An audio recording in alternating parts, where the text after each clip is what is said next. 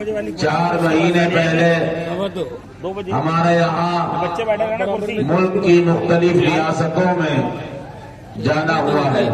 ملک کی مختلف ریاستوں میں جو جانا ہوا ہے اس جانے کا جو مقصد تھا وہ صرف دینداری اور بے دینی کا جائزہ لینا اور شہر در شہر جا کر کے ملاقاتیں اور مساجد میں اصلاحی پروگرام حضرت مولانا غیاث احمد صاحب رشادی دامت برکاتہم العالیہ کی صدارت میں 20 سے 25 علماء نے کافی روز تک کئی اسٹیٹوں کا دورہ کیا. میرا جانا ہوا اورنگ آباد تو مجھے بتانا ہے آپ حضرات سے. اورنگ آباد عصر کی نماز کے بعد جب ہم لوگ عصر کی نماز سے فارغ ہو گئے تو ہم نے مولانا مفتی انیس الرحمان صاحب جو اورنگ آباد کے بہت ہی قابل اور فعال عالم دین ہیں ان سے میں نے یہ کہا عصر کی نماز کے بعد کہ ہمارے ملک میں ایک فتنہ بہت زیادہ زور پکڑ رہا ہے. آپ حضرات میں سے کچھ لوگوں کو علم ہوگا, علماء اس کے بارے میں ہر وقت ہمیں آگاہ کرتے رہتے ہیں. آپ نے دیکھا ہوگا کہ گزشتہ رمضان, ابھی جو رمضان گیا ہے اس رمضان سے پہلے ایشیا کے عظیم دینی درسگاہ دارالعلوم دیوبند کے محتمم نے اپنا ایک آڈیو جاری فرمایا تھا. اس آڈیو میں آپ نے عوام سے یہ اپیل کی تھی کہ اس وقت رمضان کے مہینے میں میں آپ سے گزارش کر رہا ہوں کہ یہ بات جو میں اہم عرض کر رہا ہوں بڑی دھیان کے ساتھ اور توجہ کے ساتھ.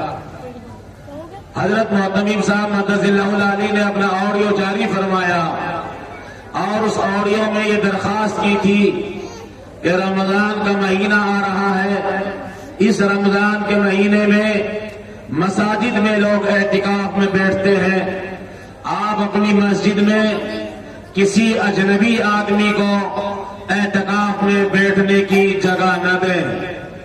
جس کو آپ جانتے ہیں آپ اسی کو دیکھیں محلے کا کوئی آدمی ہو.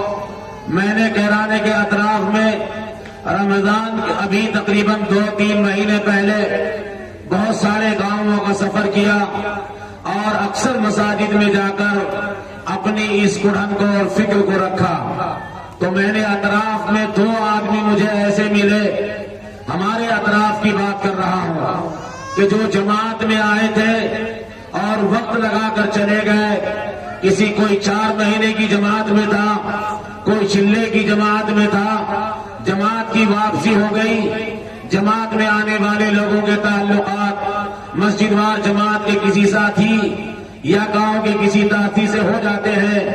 جماعت واپس جانے کے بعد کچھ افراد میں آپ سے بھی یہ ذمہ داری کے ساتھ کہہ کر جانا چاہتا ہوں کہ اس وقت وہ کے حالات بدل رہے ہیں. آپ کو یہ دیکھنا پڑے گا کہ اس ماحول میں جیسے میں داڑھی ٹوپی کرتے اور پائجامے میں بیٹھا ہوں, میں اس لیے آپ کے کانوں کی سماعت کے حوالے یہ بات کر دینا چاہتا ہوں کہ میں اپنی آنکھوں سے اسی طرح کے آدمیوں کو جن کا یہ کرتا, یہ پائجامہ, یہ شرعی داڑھی, ایسی سفید ٹوپی اور یہاں سجدے کا نشان موجود ہے, آپ نہیں پہچان سکتے کہ یہ کون ہے. آپ اس کے بارے میں یہ الگ بھی نہیں بتا سکتے.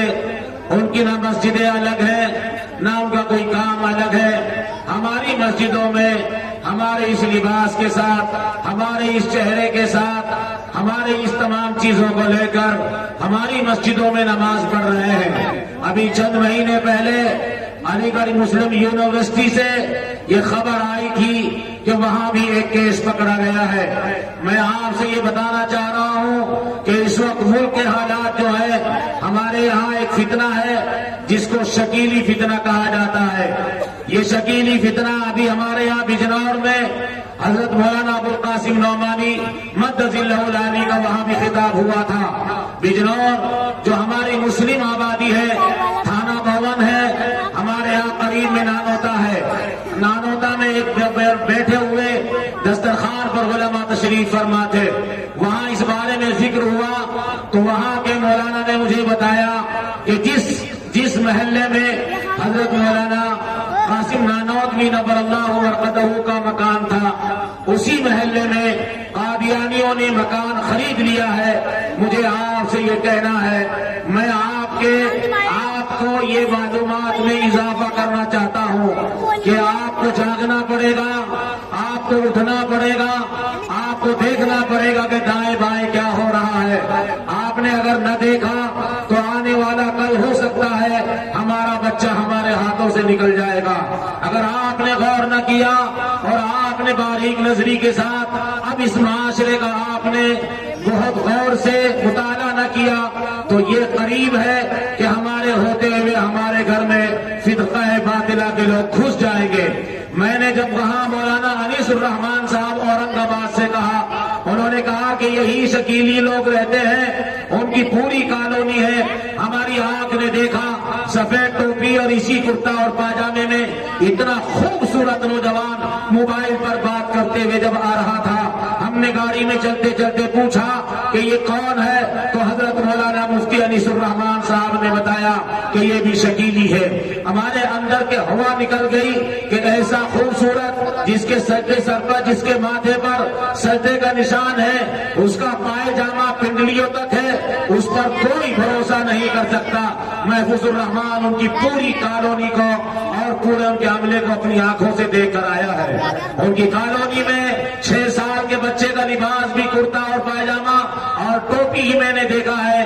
دل اندر سے یہ کہہ رہا تھا کہ آج کسی مسلم کالونی کو دیکھا ہے، ہمارے بچوں کی صورتیں اور شکلیں یہ آپ کے سامنے بیٹھے ہوئے ہیں، لیکن اگر آپ شکیلیوں کی کالونی میں جائیں گے، تازہ معلومات کے مطابق یہ معلوم ہوا ہے کہ اورنگ آباد میں 50 بیگھے زمین اور خریدی گئی ہے۔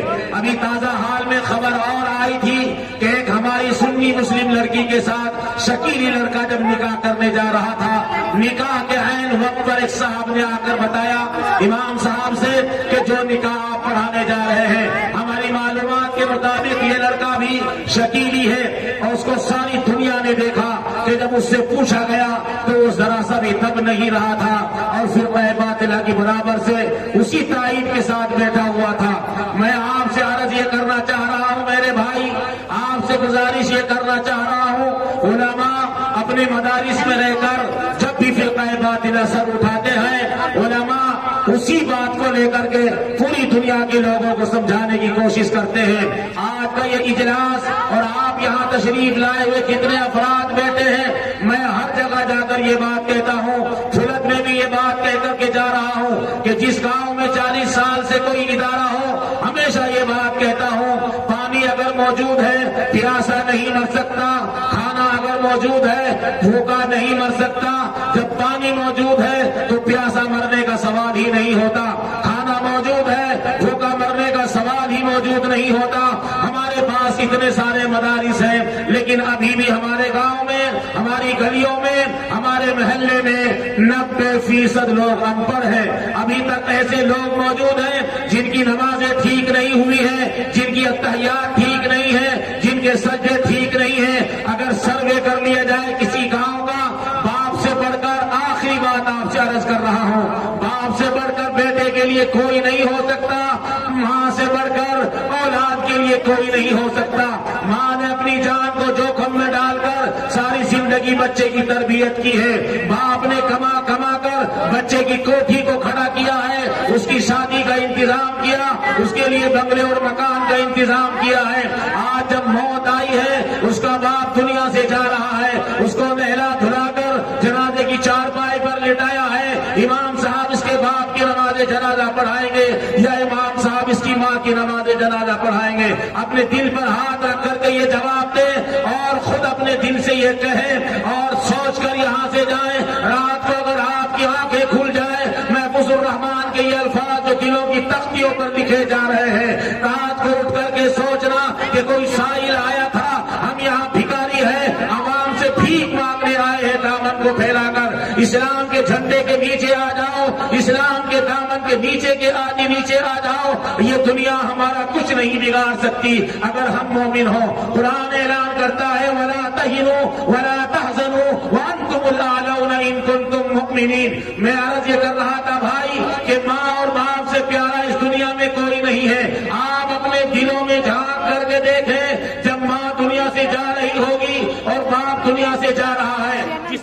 زمین چھوڑی ہے، کاروبار چھوڑا ہے، دکان چھوڑی ہے، ہمارا بینک بیلنس بنایا ہے اور ساری چیزیں چھوڑ کر آج دنیا سے باپ واپس جا رہا ہے۔ میری آپ سے گزارش و درخواست یہ ہے کہ آج باپ دنیا سے جا رہا ہے، کتنے لوگ یہاں ایسے بیٹھے ہوئے ہیں کہ باپ کی نماز جنازہ پر پڑھے جانے والی دعا کس کو یاد ہے؟ ہم خاندانی مسلمان ہیں، ہم باپ دادا کے مسلمان ہیں، ہمارے سگڑ دادا مسلمان ہوتے آئے ہیں، لیکن آج تک یہاں بیٹھے ہوئے لوگوں سے اگر پوچھ لیا جائے اور ایک ایک کو سن لیا جائے، میں اس لیے یہ مرض کی دوا دے کر اور بتا کر کے جا رہا ہوں کہ مدرسہ موجود ہو اور قرآن پڑھنا نہ جانتا ہو، مدرسہ موجود ہو اور نماز صحیح نہ جانتا ہو، مدرسہ موجود ہو اور رکوع کرنے کا طریقہ صحیح نہ آتا ہو، اور مدرسہ موجود ہو اور اتحیات ٹھیک یاد نہ ہو، مدرسہ موجود ہے دعائے قنوت یاد نہیں ہے، اور مدرسہ موجود ہے ماں اور باپ کے جنازے پر یہ بچے کو یہ نہیں پتا،